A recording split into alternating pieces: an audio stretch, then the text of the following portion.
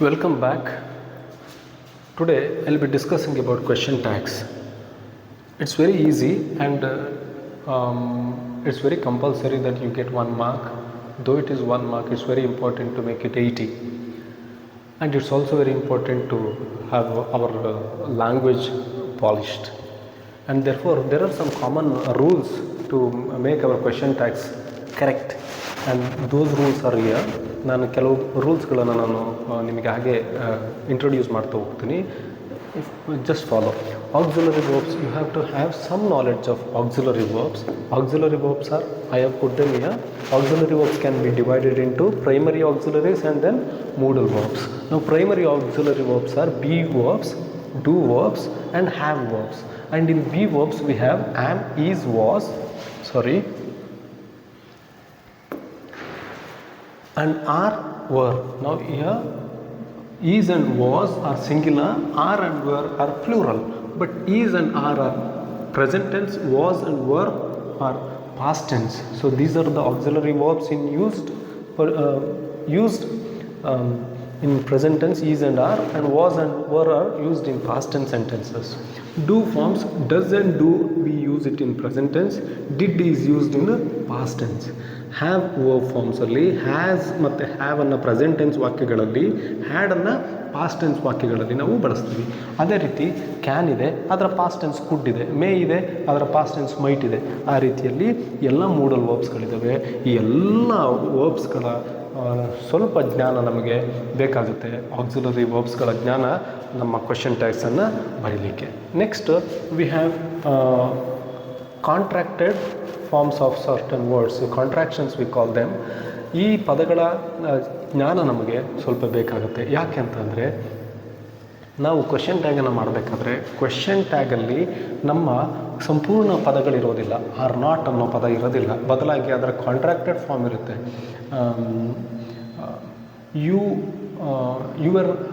You punished somebody. If my sentence is that, then the answer is didn't you. So didn't you is contracted form of did not you. ಹಾಗಾಗಿ ಎಲ್ಲ contract ಫಾರ್ಮ್ಗಳನ್ನ ನಾವು ಥರವಾಗಿ ತಿಳ್ಕೊಳ್ಬೇಕಾಗುತ್ತೆ with spelling. Contracted ಆದಾಗ ಯಾವುದೆಲ್ಲ spelling ಬದಲಾವಣೆಗಳಾಗ್ತವೆ ಅನ್ನೋದನ್ನು ಕೂಡ ನಾವು ತಿಳ್ಕೊಳ್ಬೇಕಾಗತ್ತೆ. ಇಡೀ ಲೀಸ್ಟ್ ಇಲ್ಲಿದೆ. ನೀವು ವಿಡಿಯೋವನ್ನು ಪಾಸ್ ಮಾಡಿ ಅಥವಾ ಝೂಮ್ ಮಾಡಿ ನೀವು ಈ ಕಾಂಟ್ರಾಕ್ಟೆಡ್ ಫಾರ್ಮ್ಗಳನ್ನ ಬರ್ಕೊಳ್ಬೋದು, ಅಥವಾ ನೀವು ಗೂಗಲ್ ಮಾಡಿ ಅದನ್ನು ತಿಳ್ಕೊಳ್ಬೋದಾಗುತ್ತೆ. ಕೆಲವು ರೂಲ್ಸ್ಗಳನ್ನು ನಾನು ಈಗ ನಿಮಗೆ ಪರಿಚಯ ಮಾಡ್ತಾ ಹೋಗ್ತೇನೆ. ಸೊ ಆಕ್ಸಿಲರಿ ವರ್ಬ್ಸ್ಗಳ ಬಗ್ಗೆ ನಿಮಗೆ ಗೊತ್ತಿರಬೇಕಾಗುತ್ತೆ. ಆಮೇಲೆ ನಮ್ಮ ಎಲ್ಲ ಕ್ವೆಶ್ಚನ್ ಟ್ಯಾಗ್ಸ್ಗಳು ನಮ್ಮ ವಾಕ್ಯದ ಕನ್ಫರ್ಮೇಷನ್ಗಾಗಿ ಬಳಸುವಂತಹ ಒಂದು ಪುಟ್ಟ ಪ್ರಶ್ನೆಗಳಾಗಿರ್ತವೆ. ಕನ್ನಡಕ್ಕೆ ನಾವು ಅದನ್ನು ತರ್ಜುಮೆ ಮಾಡೋದಾದರೆ, ನಾವು ಒಂದು ಫೈಲನ್ನು ಕಟ್ಟಬೇಕಾದ್ರೆ ಹೇಗೆ ಒಂದು ಟ್ಯಾಗನ್ನು ಕಟ್ತೀವೋ ಹಾಗೆ ಒಂದು ವಾಕ್ಯಕ್ಕೆ ಈ ಒಂದು ಕ್ವೆಶ್ಚನ್ ಟ್ಯಾಗ್ ಸೇರಿಕೊಂಡಿರುತ್ತೆ ಕನ್ಫರ್ಮೇಷನ್ಗೋಸ್ಕರ. ನಾವು ಯಾವುದೇ ಒಂದು ವಾಕ್ಯವನ್ನು ಕೇಳಿದಾಗ I am looking smart, ಅರಂಟ್ I ಅನ್ನೋ ಒಂದು ವಾಕ್ಯದ ಮೂಲಕ ನಾನು ಕನ್ಫರ್ಮ್ ಮಾಡ್ಕೊಳ್ತೀನಿ. If I am looking smart, I should confirm whether I am really looking smart in front of others. So I asked ಅರಂಟ್ I. So that aren't I itself is a small question tag which is tagged to the main sentence that I am asking. So I am speaking. ಹಾಗಾಗಿ ನಮ್ಮ ಎಲ್ಲ question ಟ್ಯಾಗ್ಗಳು auxiliary ವರ್ಬ್ಗಳಿಂದ ಶುರುವಾಗ್ತವೆ. ಹಾಗಾದರೆ ನಾವು ಯಾವ auxiliary ವರ್ಬನ್ನು ಬಳಸಬೇಕಾಗುತ್ತೆ? ನಾವು ನಮ್ಮ ವಾಕ್ಯದಲ್ಲಿ ಯಾವ ಆಕ್ಸಿಲರಿ ವರ್ಬ್ ಇರುತ್ತೋ ಅದೇ ಆಕ್ಸಿಲರಿ ವರ್ಬನ್ನು ನಮ್ಮ ಕ್ವೆಶ್ಚನ್ ಟ್ಯಾಗಲ್ಲಿ ಬಳಸಬೇಕಾಗುತ್ತೆ. This room is so beautiful, if that is the sentence. This room is so beautiful, if that is the sentence.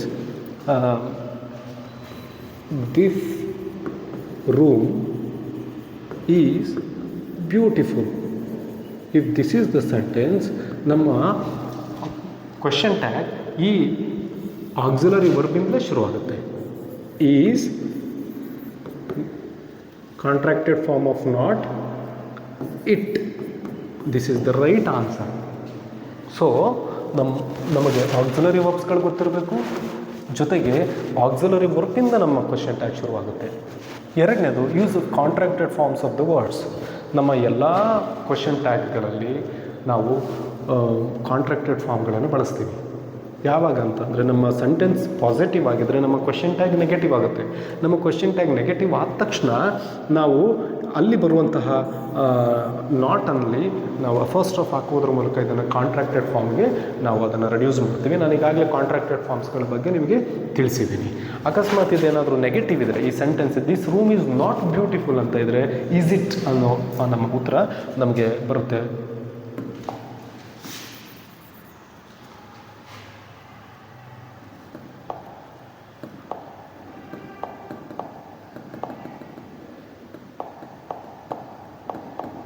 Okay, if this room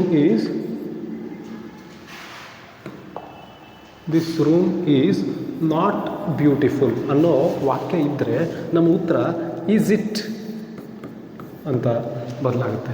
ಇಲ್ಲಿ ನಾವು ಕಾಂಟ್ರಾಕ್ಟೆಡ್ ಫಾರ್ಮನ್ನು ಬಳಸೋ ಅವಶ್ಯಕತೆ ಇಲ್ಲ. ಹಾಗಾದರೆ ನಾವು ಕಾಂಟ್ರಾಕ್ಟೆಡ್ ಫಾರ್ಮ್ಸನ್ನು ಯಾವಾಗ ಬಳಸ್ತೀವಿ? ಯಾವಾಗ ನಮ್ಮ ವಾಕ್ಯ ಪಾಸಿಟಿವಲ್ಲಿರುತ್ತೋ ಆಗ ನಮ್ಮ ಕ್ವೆಶ್ಚನ್ ಟ್ಯಾಗ್ ನೆಗೆಟಿವ್ ಆಗುತ್ತೆ. ಆ ನೆಗೆಟಿವಲ್ಲಿ ನಾವು ನಾಟನ್ನು ಬಳಸ್ತೀವಿ.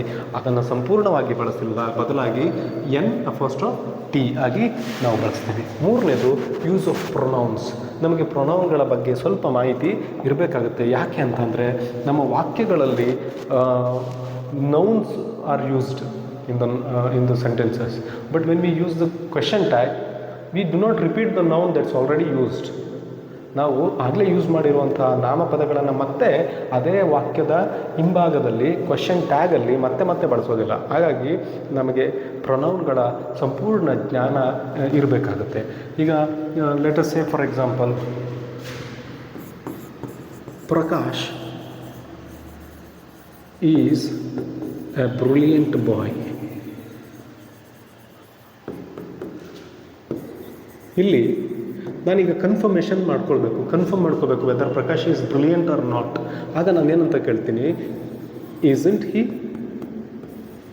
ಅಂತ ನಾನು ಕೇಳ್ತೀನಿ. ಇಲ್ಲಿ ಪ್ರಕಾಶ್ ಈಸಂಟ್ ಪ್ರಕಾಶ್ ಅಂತ ನಾನು ಕೇಳೋದು, ಈಸಂಟ್ ಪ್ರಕಾಶ್ ಬ್ರಿಲಿಯಂಟ್ ಅಂತ ಮತ್ತೆ ಕೇಳೋದು, it is add in this situation and therefore I do not repeat the same name again. Instead of noun I use pronoun, and that is he. So you should have the knowledge of pronouns. Fourth one, use of positive for negative, and this is very important. I told you positive sentence ಇದ್ದರೆ ನಮ್ಮ question tag negative ಆಗುತ್ತೆ, negative sentence ಇದ್ದರೆ ನಮ್ಮ question tag positive ಆಗುತ್ತೆ. ವಯಸ್ಸು ವರ್ಷ ಅದು ಬದಲಾಗ್ತಾ ಇರುತ್ತೆ. ಇಷ್ಟು ನಾಲೆಡ್ಜ್ ನಿಮಗಿರಬೇಕಾಗುತ್ತೆ. ಅದನ್ನು ಹೊರತುಪಡಿಸಿ ಈ ಒಂದು 4 ರೂಲ್ಸ್ಗಳನ್ನು ಹೊರತುಪಡಿಸಿ ಕೆಲವು ವಾಕ್ಯಗಳನ್ನು ನಾವು ನೆನಪಿಟ್ಕೋಬೇಕಾಗುತ್ತೆ. ಫಾರ್ ಎಕ್ಸಾಂಪಲ್, ಯಾವುದೇ ವಾಕ್ಯ ಲೆಟಸ್ ಅನ್ನೋ ಪದದಿಂದ ಶುರುವಾದರೆ ಆ ಕ್ವೆಶ್ಚನ್ ಟ್ಯಾಗಲ್ಲಿ ನಾವು ಶಾಲ್ ವಿ ಅನ್ನೋ ಒಂದು ಉತ್ತರವನ್ನು ಬರೀಬೇಕಾಗುತ್ತೆ. ಯಾವುದೇ ವಾಕ್ಯ ಆಗ್ಬೋದು, ನಾವು ಕನ್ಫರ್ಮ್ ಮಾಡ್ಕೊಳ್ಬೇಕಾದ್ರೆ ಆ ವಾಕ್ಯಕ್ಕೆ ನಾವು ಕ್ವೆಶ್ಚನ್ ಟ್ಯಾಗನ್ನು ಸೇರಿಸ್ಬೇಕಾದ್ರೆ ನಮ್ಮ ಕ್ವೆಶ್ಚನ್ ಟ್ಯಾಗ್ ಶಾಲ್ ವಿ ಆಗುತ್ತೆ. Let us go out for A match ಅನ್ನೋ ಒಂದು ವಾಕ್ಯ ಇದ್ದರೆ ನಮ್ಮ ಉತ್ತರ ಶಾಲ್ ವಿ ಗೋ ಔಟ್ ಆಗುತ್ತೆ. Let us go for recreation ಅನ್ನೋ ವಾಕ್ಯ ಇದ್ದರೆ ಶಾಲ್ ವಿ ಗೋ ಔಟ್ ಆಗುತ್ತೆ. Let us sit down for A class, shall we? So shall we is the answer when there is a sentence beginning with letters. am not takes aren't. ಈಗ ನಾನು ಹೇಳಿದೆ ನಿಮಗೆ auxiliary verb ಯಾವುದಿರುತ್ತೋ ವಾಕ್ಯದಲ್ಲಿ ಅದೇ auxiliary ವರ್ಬಿಂದ question tag ಶುರುವಾಗುತ್ತೆ ಅಂತ. But it is not the same here. ಕೆಲವು ಸಲ ನಾವು for example I am smart ಅನ್ನೋ ವಾಕ್ಯ ಇದ್ದರೆ ರೂಲ್ ಪ್ರಕಾರ ಆ್ಯಮ್ ಅನ್ನು ನಾವಿಲ್ಲಿ ಬಳಸಬೇಕು. ಆದರೆ ಇದು exception. We do not use am year. Instead we use ಅರಂಟ್ I. I am smart, ಅರಂಟ್ I? I am smart, ಅರಂಟ್ I is the right question tag, and therefore am doesn't become same. Instead it follows are. Third one, imperative sentence takes won't you. Imperative sentences are orders and requests. Whenever you order somebody or request somebody, your question tag will be won't you. Will you open the window? Won't you? Will you shut your mouth? Won't you? Get out of the class. Won't you? So all the imperative sentences take won't you as an answer. So shall we, won't you, aren't I? These 3 points you will have to keep in your mind, and that will help you. And the next one is very important.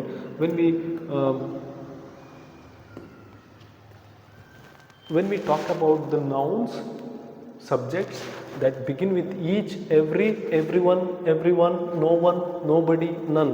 They all symbolize singularity. They are singular words. They must be accompanied by singular verbs, singular pronouns, and singular adjectives. However, the words in their question tag must be in plural. Now, for example, every student, every is a singular word, singular subject, but auxiliary verb also becomes a singular. Every student has difficulties of his own. Every student has his own difficulty. But when you write question tag, every student becomes mass. Every student has problem of his own. Haven't you?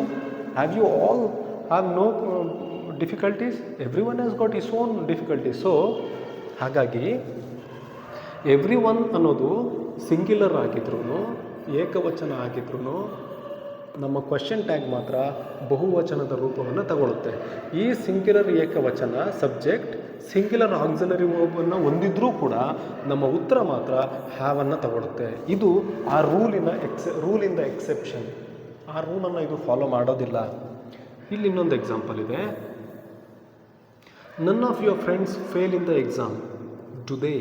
ನನ್ ಅನ್ನೋದು ಇಲ್ಲಿ ಸೂಚಿಸಿರುವ ಹಾಗೆ ಏಕವಚನವನ್ನು ಸೂಚಿಸುತ್ತೆ. ಏಕವಚನ, singular, and it follows none of your friends, one of your friends in the exam. So this all symbolize singularity, but the question tag is they.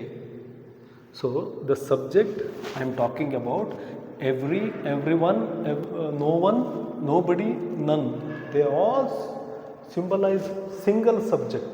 But when we add question tag, we use plural pronoun. So you have to be very careful about this. So you have to be very careful about these 4 exceptions. These are the rules that you have to keep in mind, and these are the 4 exceptions that you have to remember. So with those basic information, I'll come down to the questions that were asked in the previous exams of SSLC. This was asked in 2023, supplementary and the final examination. There is a question here.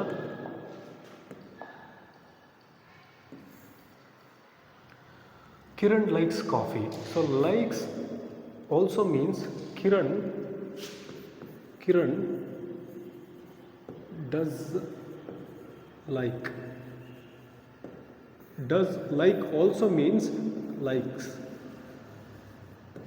Likes ಅಂತಲೂ ಬರಿಬೋದು, does like ಅಂತಲೂ ಬರಿಬೋದು. ಇವೆರಡೂ ಸರಿ ಇದೆ.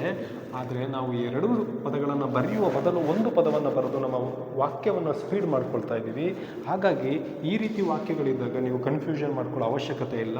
ಅದರ ಒಳಗಡೆ ಯಾವ ಆಕ್ಸಿಲರಿ ವರ್ಬ್ ಇದೆ, ಡಸ್ ಆಕ್ಸಿಲರಿ ವರ್ಬ್ ಇದೆ ಅನ್ನೋದು ನಿಮಗೆ ಗೊತ್ತಿರಬೇಕು. ಹಾಗಾಗಿ ನಮ್ಮ ಆಕ್ಸಿಲರಿ ವರ್ಬ್, ನಮ್ಮ ಕ್ವೆಶ್ಚನ್ ಟ್ಯಾಗ್ ಡಸ್ ಅನ್ನೋ ಆಕ್ಸಿಲರಿ ವರ್ಬಿಂದ ಶುರು ಆಗುತ್ತೆ. ಅದಾದಮೇಲೆ ಇದು ಪಾಸಿಟಿವ್ ಸೆಂಟೆನ್ಸ್ ಆಗಿರೋದ್ರಿಂದ ನಮ್ಮ contracted form of not is ant, so doesn't. Then Kiran is a masculine gender and therefore it is he, doesn't he, and then question mark. So right answer is doesn't he.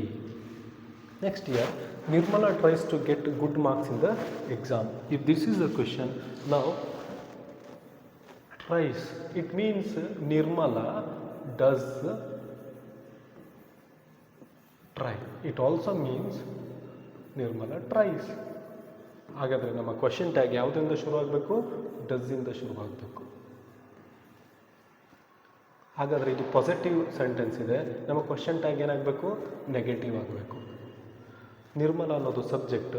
ಈ ಸಬ್ಜೆಕ್ಟಿಗೆ ನಾವು ಬಳಸಬೇಕಾಗಿರುವಂತಹ pronoun ಯಾವುದು? ಅದು feminine gender ಆಗಿರೋದ್ರಿಂದ ನಾವು she ಅನ್ನು ಬಳಸ್ತೀವಿ. So doesn't she is the right answer. Next ಕ್ವಶನ್ಸಿಗೆ ಬರೋಣ. ನಾವು 2022 ಮೇಘನಾ is looking smart and attractive ಅನ್ನೋ ಒಂದು ಸೆಂಟೆನ್ಸ್ ಇದೆ. ಇಲ್ಲಿ ಮೇಘನಾ ಈಸ್ ಅನ್ನೋದು ಆಕ್ಸಿಲರಿ ವರ್ಬ್. ನಮ್ಮ ಕ್ವಶನ್ ಟ್ಯಾಗ್ ಶುರುವಾಗೋದು ಈಸಿಂದ. ಇದು ಪಾಸಿಟಿವ್ ಸೆಂಟೆನ್ಸ್ ಇದೆ, ಹಾಗಾಗಿ ನೆಗೆಟಿವ್ ಕಾಂಟ್ರಾಕ್ಷನ್. ದೆನ್ ಮೇಘನಾ is a feminine gender and there for pronoun used is she ಅನ್ನೋ ಪ್ರೊನೌನನ್ನು ಯೂಸ್ ಮಾಡ್ತೀವಿ. ಹಾಗಾದರೆ ಉತ್ತರ ಏನು? Isn't she is the right answer. Isn't she is the right answer. Next, your friends are coming tonight ಅನ್ನೋ ಒಂದು sentence ಇದೆ. Your friends R ಅನ್ನೋದ್ರಿಂದ ನಮ್ಮ ಆನ್ಸರ್ ಶುರುವಾಗುತ್ತೆ. ಇದು ಪಾಸಿಟಿವ್ ಇರೋದ್ರಿಂದ ನಮ್ಮ ಕಾಂಟ್ರಾಕ್ಷನ್ ಫಾರ್ಮ್ ನಾಟನ್ನು ಬಳಸ್ತೀವಿ. ಯುವರ್ ಫ್ರೆಂಡ್ಸ್ ಅನ್ನೋದು ಬಹುವಚನ, ಪ್ಲೂರಲ್ ಆಗಿರೋದ್ರಿಂದ ನಮ್ಮ ಕ್ವೆಶ್ಚನ್ ಟ್ಯಾಗಲ್ಲಿ ಬಳಸುವಂತಹ ಪ್ರೊನೌನ್ ಕೂಡ ಪ್ಲೂರಲ್ ಆಗುತ್ತೆ. ಹಾಗಾಗಿ aren't they is the right answer. Aren't they is the right answer. Next question tag. Next question ಬರೋಣ. ಇಲ್ಲಿ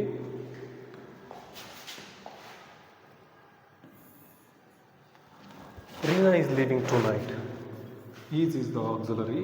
So our answer starts with is and it is positive sentence. Our question tag is negative.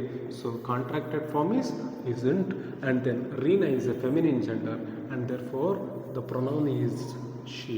Isn't she. B is the right answer. Next question, 2020 supplementary and final examination, and here Abhinav scored a goal. Carry, very important. We do not have auxiliary verbs here. ನಮಗೆ ಇಲ್ಲಿ auxiliary verbs ಇಲ್ಲ. ಬದಲಾಗಿ Abhinav scored ಅನ್ನೋ ವಾಕ್ಯದಲ್ಲಿ ಅದು ಏನಾಗುತ್ತೆ? Abhinav did score ಅಂತ ವಾಕ್ಯ ಆಗುತ್ತೆ. ಹಾಗಾಗಿ ನಾವಿಲ್ಲಿ ಯಾವ ಆಕ್ಸಿಲರಿ ವರ್ಬ್ ಇದೆ ಅನ್ನೋದನ್ನು ಕಲ್ಪನೆ ಮಾಡ್ಕೋಬೇಕು. ಡಿಡ್. ಸೊ ಡಿಡ್ಡನ್ನು ನಾವು ಉತ್ತರದಲ್ಲಿ ಶುರು ಮಾಡ್ತೀವಿ. ಆಕ್ಸಿಲರಿ ವರ್ಬ್ ಮೂಲಕ ನಮ್ಮ ಕ್ವೆಶ್ಚನ್ ಟ್ಯಾಗನ್ನು ಶುರು ಮಾಡ್ತೀವಿ. ಇದು ಪಾಸಿಟಿವ್ ಸೆಂಟೆನ್ಸ್ ಇರೋದ್ರಿಂದ ನಮ್ಮ ಕ್ವೆಶ್ಚನ್ ಟ್ಯಾಗ್ ನೆಗೆಟಿವ್ ಆಗುತ್ತೆ. Didn't Abhinav is masculine gender. ಹಾಗಾಗಿ ಅಭಿನವ್ಗೆ ಬಳಸುವಂತಹ ಪ್ರೊನೌನ್ ಏನಾಗುತ್ತೆ? ಡಿಡಂಟ್ ಹಿ ಆಗುತ್ತೆ. ಸೊ ನಮ್ಮ ಸರಿಯಾದ ಉತ್ತರ didn't he. Next, rockets carry.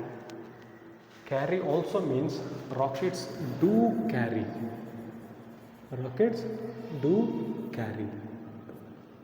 Does, carries, did, carried. So ಇಲ್ಲಿ ಕ್ಯಾರಿ ಇರೋದ್ರಿಂದ ನಾವು ಇಲ್ಲಿ ಆಕ್ಸಿಲರಿ ವರ್ಬ್ ಯಾವುದಿದೆ? ಡೂ ಇದೆ. ಇದು ಪಾಸಿಟಿವ್ ಆಗಿರೋದ್ರಿಂದ ನಮ್ಮ ಆಕ್ಸಿಲರಿ ವರ್ಬ್ ಜೊತೆಗೆ ನಾವು ಬಳಸುವಂಥ ಕಾಂಟ್ರಾಕ್ಷನ್ ಫಾರ್ಮ್ ಯಾವುದು? ಡೋಂಟ್. ರಾಕೆಟ್ಸ್ ಬಹುವಚನ ಆಗಿರೋದ್ರಿಂದ ನಮ್ಮ ಆಕ್ಸಿಲರಿ ವರ್ಬ್ ಪ್ರೊನೌನ್ ದೇ ಆಗುತ್ತೆ. ಹಾಗಾಗಿ ನಮ್ಮ ಉತ್ತರ ಏನಾಗುತ್ತೆ? ಡೋಂಟ್ ದೇ ಆಗಿ ಬದಲಾಗುತ್ತೆ. So answer is don't they. Next question 2019. The Constitution is a fundamental document. The Constitution is, so is the auxiliary verb. So our answer starts with is. This is positive sentence and our answer should start with is and then have contracted form of not. Then it is isn't. The Constitution is singular and third person, and therefore it should be isn't it. Isn't it is the right answer. Next question, ನಮಗೆ ಇತ್ತೀಚೆಗೆ ಕರ್ನಾಟಕದ first division ಅಸಿಸ್ಟೆನ್ಸಿಗೆ ಒಂದು exam, CET exam ಆಯಿತು. ಆ ಎಕ್ಸಾಮಲ್ಲೂ ಕೂಡ ನಮಗೆ question ಟ್ಯಾಗ್ಸ್ಗಳನ್ನು ಕೇಳಿದರು. ಇಲ್ಲಿ 2 ಪ್ರಶ್ನೆಗಳಿದ್ದಾವೆ. ನಾನು ಒಂದು ಚಿಕ್ಕದಾದ ಡಿಸ್ಕಷನ್ ಆ ಕ್ವೆಶನ್ಸ್ಗಳನ್ನು ಇಲ್ಲಿ ಸಾಲ್ವ್ ಮಾಡೋಣ. She shouldn't have said anything ಅನ್ನೋ ಒಂದು ಸೆಂಟೆನ್ಸಲ್ಲಿ ಉತ್ತರ ಏನಾಗುತ್ತೆ?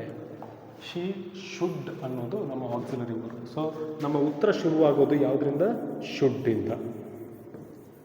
ಇಲ್ಲಿ ನಾಟ್ ಅನ್ನೋದು ಆಗಲೇ ಇದೆ. ಇಲ್ಲಿ ತನಕ ನಮಗೆ ಕೊಟ್ಟಂಥ ಎಲ್ಲ ಎಕ್ಸಾಂಪಲ್ಗಳಲ್ಲಿ ಪಾಸಿಟಿವ್ ಸೆಂಟೆನ್ಸ್ ಇತ್ತು.